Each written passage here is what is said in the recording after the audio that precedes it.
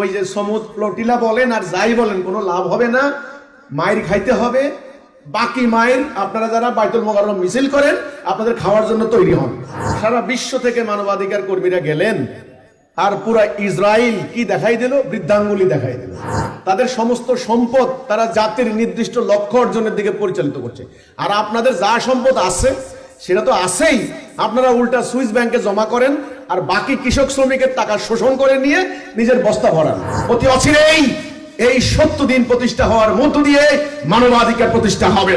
একটা প্রশ্ন করেছেন একজনে, ফিলিস্তিনি জনগণের জন্য ত্রাণ সহায়তা দেওয়ার উদ্দেশ্যে কতগুলি মানবাধিকার সংগঠন, প্রায় 40টা জাহাজ, তারা খাবার ঔষধপত্র ইত্যাদি দিয়ে প্রায় 500 মানবাধিকার কর্মী, এর মধ্যে ইউরোপের আছে, ইটালির আছে, সুইডেনের আছে, মালয়েশিয়ার আছে, আমাদের বাংলাদেশেরও আছে একজন, তারা যাচ্ছে।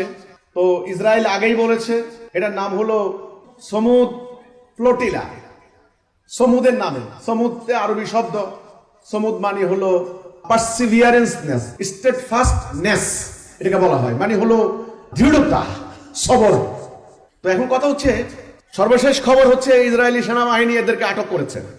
তা আমাদের ইসলামিক সংগঠনগুলা বরাবরের মতোই বাইতুল মোকাররমে বিক্ষোভ মিছিল করেছে। আমাদেরকে অনেকে বলেছে এই ব্যাপারে হিজবুত তওহীদের কি বক্তব্য?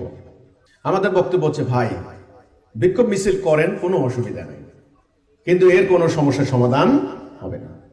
সারা বিশ্ব থেকে মানবাধিকার কর্মীরা গেলেন আর পুরা ইসরায়েল কি দেখাই দিল? বৃদ্ধাঙ্গুলি দেখাই দিল। বৃদ্ধাঙ্গুলি দেখাই দিল, কোনো লাভ নাই।